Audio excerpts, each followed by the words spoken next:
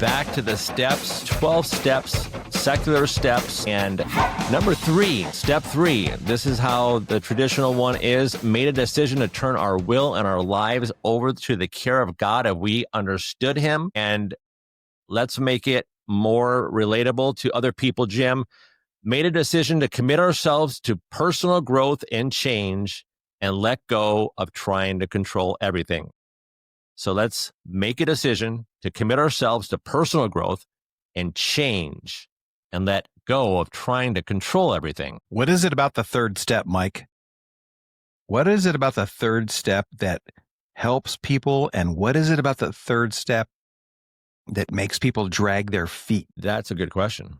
It's a powerful turning point, especially for first responders and others. And, we're in the high stress control, high stress environments. And this step is more about, in my opinion, about intention and will and actively participating in your transformation. And it's about empowering you to take responsibility rather than surrender.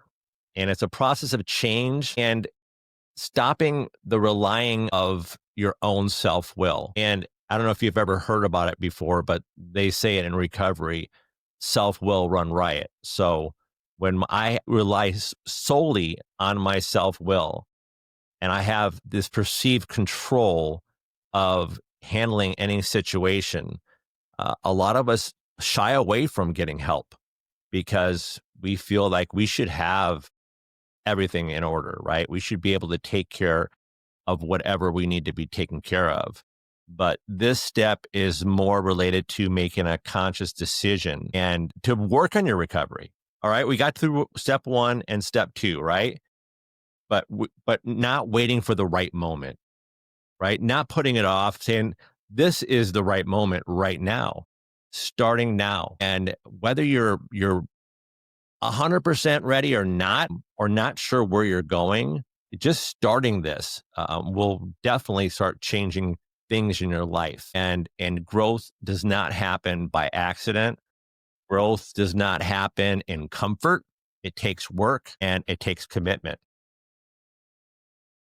Yeah, the steps leading up to the third step, the secular version that you've developed, admitting we have a problem, that our lives are now unmanageable, step 1.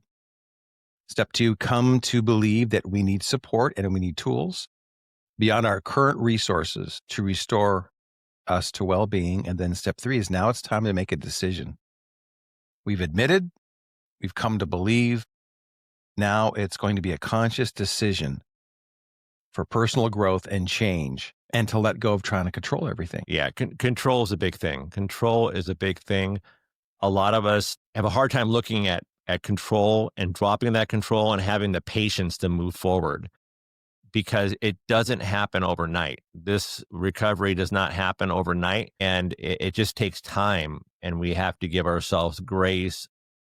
We have to give ourselves grace and compassion and understanding and, letting go of that illusion of control. Letting go does not mean giving up. It just means stopping the fight against reality and focusing on what you have power over, right? What do we have control over? We don't have much control over people, places, or things. I have control over how I react to people, places, or things now. And that's the sense of growth. When I notice that I'm changing that way and I'm looking at life a little bit differently, that's when I know I'm growing in my recovery. And I give myself credit for it, that I've actually did not do something like I used to do.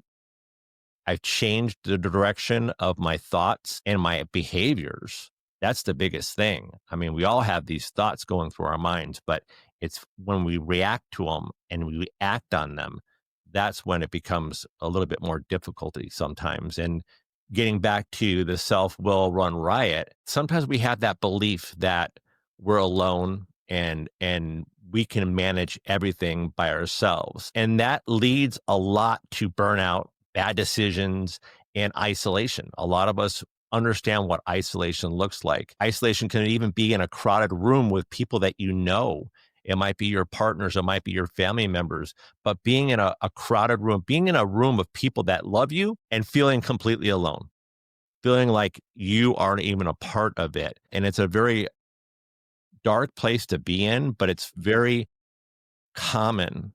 And it's not until we start talking about these things that people realize, wow, I have that same thing with me.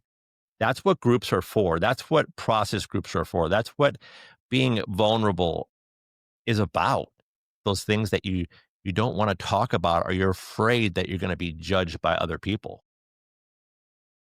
I had a really interesting conversation with one of my emergency responder clients during session just a couple of days ago. He reached out to me because he couldn't go to work. First time in his career that he couldn't make it to work. And he's been in the career for 20 some years. What was the reason he couldn't make it to work? Alcohol. A steady increase of the use of alcohol in his downtime. On his 4 days off, on his 6 days off, starting at breakfast and cruising through the evening. Now he's suffering the hangovers. Now he's suffering some of the challenges that go along with that kind of behavior. And so the first time in 20 years, he couldn't make it to work. So he called in sick. And that caught the attention of two really important people at his career. So I'm dancing with my words because I just want to protect confidentiality. Sure. But I think the people get the picture. So two people showed up at his house checking on him. First time in your career you've ever turned around, did a U-turn, went back home. What's going on? And surprisingly to this person, it wasn't a surprise to these higher ups. They saw what was going on. They figured it out. And now he's talking to me about it. And he's not at that place yet where he wants to give up alcohol for the rest of his life. He's at that place where he's contemplative, thinking about what to do next. When you said, Mike, self-will run riot, it's classic how he's acting on his own desires and impulses and ego without regard for others, consequences, or reality. Trying to control people in situations. I can keep drinking. I'll just take a sick day. First time ever, I'll take a sick day, but I'm not done drinking. Acting selfishly or manipulatively. Ignoring the feedback or wisdom from others. Being driven by fear, pride, anger, or resentment. Operating from a place of, I know best, even when their life is starting to fall apart. Self-will run riot. Exactly. And then what do you do when you have an alcohol abuse issue where you're drinking in the morning or you're waking up in the middle of the night just to go back to sleep? You're definitely you're hardcore, man. You're really going down that road, and there is hope. It's just about, first of all, detoxing, right? Yeah. And then once you are detoxed, working with cravings and then working a positive program of recovery, whatever that looks like. If it's a 12-step, if it's AA, if it's Celebrate, if it's Refuge, if it's Life Ring, whatever you're doing, make sure that you are actually doing it. You made a commitment. You made a commitment to, at least in step 3, you made a commitment to personal growth and change without trying to control everything in our lives. And okay, how am I going to do this? How am I going to create this change? And it's not a quick fix. Like I said, it's about trusting the process, even when we don't feel in control of outcomes. So we don't know what's going to happen. You're just taking my word on it and Jim's word on it, right? I mean, these things do work, but you just have to sort of trust yourself. You made a commitment to do this. And, just look at a time in your life where you tried to control too much and it made things worse. And also about, there's a difference between like letting go and giving up. I mean, I want to give up drinking. Okay. So we start talking about drink. I want to give up drinking. I'm done with it. Well, how many times have I said that to myself, that I'm done with drinking? And I've gotten sober and I've gotten healthier, and wow, I made it 30 days. Okay, well, there we go. I must not be an alcoholic. I must not have an alcohol. I can stop for 30 days. and I get right back into it again. I could have one drink, no problem at all. And pretty soon I'm back where I started from, and probably even worse. But I probably made some really significant mistakes in those days after the 30 days that I thought I was fixed. And sometimes it's a perpetual loop. We keep on going over and over it. We never break that loop, and we never connect the pieces to our lives. So there's a difference between giving up and letting go. Letting go is like, I'm done with this in my life. I am done holding on to this negative stuff that's happening, and I want to take suggestions from other people and maybe have a better life. Mike, it speaks to the opposite of conflict, the opposite of resentment, the opposite of isolation, and the opposite of exhaustion. That's where tranquility is. That's where peace is. And if you're having conflict and resentment, and you're isolating, and you're exhausted from the rodeo, take a close look at your will. Is your will running wild? Are you living in reality, or are you denying the truth? And be careful, because if you're denying the truth, you're setting yourselves up for harm. What are the two things that the executive emergency responders were doing when they showed up at the person's house? One, wrapping him with love. We care about you. We want to help you. What's the other thing they're doing? Shooting a cannonball across your bow. Be warned. We love you. You're going down a bad road. Please be humble, accept help. Please listen to others and trust the process, or get some principles greater than your own impulses. Yeah. And like we say too, I mean, you reach out your hand, you got 5 hands grabbing you, pulling you up, but it's actually getting to that point. And I see it a lot. I've seen it recently where, someone comes in maybe for the very first time to get help, and they still have all these secrets. They're afraid to actually let them out. And I've seen the road past that. I've seen the road on both directions. You have that fork in the road. Do I take a left or right? Where do I go? Do I go to the honest route and just like fall on the sword and then see where it comes from there? Am I truly done? Am I done with this cycle that I've been living? Am I miserable? Is my life unmanageable? Yeah, maybe I already agreed. Yeah, my life's unmanageable. I need help. I need to get some other support groups out there. I need people to help guide me, and I'm willing to be guided and take suggestions. And that self-will run riot is you're taking back your control. A lot of people get into recovery, and it could be for mental health. It could be alcohol, drugs, PTS, a combination of all of them, any other kind of issues that we're dealing with, eating issues or gambling or sex or whatever we're dealing with, right? And we work on ourselves and we let go of those controls. And once we get a little bit better and we're feeling better, sometimes we want to take it back. I can deal with this now. I'm okay. It wasn't that bad. Or if we have secrets that we're still holding on to and the loved ones in our lives don't know exactly the full truth. In my experiences in life, eventually it does all come out, and it's usually not that great once you've been holding these secrets and lies for so long. So, and it's up to you. It's your choice. I'm not saying you have to or whatever, but you do what you want to do.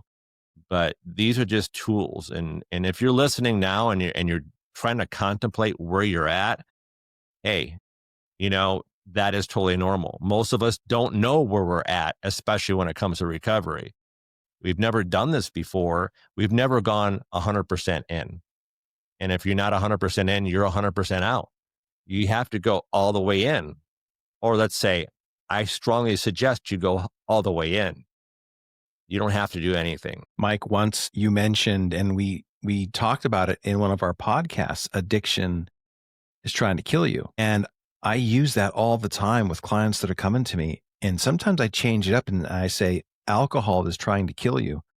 Do you not see what it's done to you now? It's gone from having a couple of drinks at night to having a couple of drinks every night to slowly getting into your entire day to now it's into your breakfast. Oh, by the way, did you not see the executives show up knocking on your door this morning when you called in sick to work? Alcohol addiction is on the hunt. It's trying to kill you. And like you said, Mike, it's doing push-ups in the hallway, waiting to get worse, waiting to take you down. And it's really important for you to have a wake-up call. Those of you that are listening, those of you that are watching, if you're struggling, take a look at this. And remember the secret power that you all have as emergency responders. Not all of us get to be paramedics. Not all of us get to be firefighters, police officers, 911 dispatchers. We talk about this all the time. But there was a fire burning deep within you. Mike and I talk about this all the time. And now the time has come to tap back into that fire that's in you, that got you through the academies, that got you promoted, that got you through the precepting of being a paramedic, that got you into your supervision roles, that got you through your career. You do it every day at work. You call for help every day at work. You call for backup every day. Now's the time. Lean into it really hard. And if you need to, get on attack mode and think about it that way. What would you do if someone came up to you and said, I'm going to kill you? What would you do? Alcohol addiction is saying it to your face silently, but in action. Take a close look at step 3. Decision. I love that, man. I couldn't say it better myself, Jim. That was amazing. And it is. Addiction wants to kill you. Mental health issues want to kill you. And like Jim's saying, it's doing push-ups. It's waiting for you to, put your guard down and try to take your control back. It's not easy. And in particular, Mike, we've talked before, if craving is involved in this situation, that's a hard thing. It's a hard thing to push through. But if you can't do it yourself, if you have a struggle doing it or leaning into the cravings, the medications come a long way over the years with the ability to do brain scan imagery and to see what works and what works well. And there's some phenomenal medications out there these days that will help people with cravings. And you should do some exploratory into that direction, do some investigation, see what's out there, talk to some professionals. They'll point you in the right direction. I've known people who are hardcore vodka drinkers, a handle of vodka a night. What's that like? A handle of vodka a night. And for those of you who don't know what a handle is, that's a big bottle with a handle on it. And they're doing a handle of vodka a night, and their biggest fear is the cravings that are going to hit them. And when you can find the right medication that will just cut those cravings, 2 that come to my mind, they're the same med, they're used differently. One is Vivitrol, that's the 30-day injection. Another one is it's a derivative, not a derivative, it's a 30-day. Naltrexone. Naltrexone is the pill form. The pill form, thanks. Vivitrol and naltrexone are 2 right there that work cognitively in our brains. And it's not like anything that's going to make you nauseous or sick to your stomach. It's not that process at all. It's actually just stopping the cravings. I've seen these people that do the handle of vodka a night say, this is the most amazing experience I've ever felt. I've never not craved before. Now I'm scared. What are you scared of? I'm scared of when are the cravings coming back because I can't handle them. And the craziest thing, it doesn't come back anymore. And you start working the program. You start diving into these pieces and start working on all the things that you have not worked on in a long time. There's good reasons why you're drinking. There's good reasons why you're addicted. Is it the trauma from the past that you're having a hard time? Is it the fact that you've got that arrested development piece? I'm a 30, 40, 50-year-old grown-ass person, but I'm responding to the pressures of life like a punk-ass person, the punk-ass kid. Because I used drugs and alcohol early on to tamp it all down. Let's take charge of those things. Let's get that arrested development piece caught up with your chronological age so you can make wise choices in life. Yeah. And then if you're dealing with substance use too, it takes over your body. Physiologically, it takes over your body and changes it, and you don't have control anymore. That's why you need to drink more. That's why you have cravings. That's why you have a dependence and tolerance. Your body's changing. So you have to get detox. If you're dealing with alcohol, you're going to be detoxed off with a benzodiazepine or do it yourself. I would not recommend that at all because the chances of a seizure is very great if you are detoxing yourself off of alcohol. But other drugs besides benzodiazepines, Whether you're doing opiates, you got addicted to Vicodin, or Jesus, stay away from, I don't even know want to say it though, but it's so popular in smoke shops is Kratom. Mm. Don't go near that. Now they're going to go near it. It is not good. You will get addicted to it. I deal with people a lot. I deal with first responders that are addicted to Kratom. They advertise it. It's not regulated by the FDA. It's not considered a controlled substance. It really should be. Eventually, I think it will be, but it is destroying lives. It's not an alternative. It's not a safe alternative to anything. So please be mindful. If it's too good to be true, it's too good to be true. Mental health issues too. Jim was talking about medications that you can use also.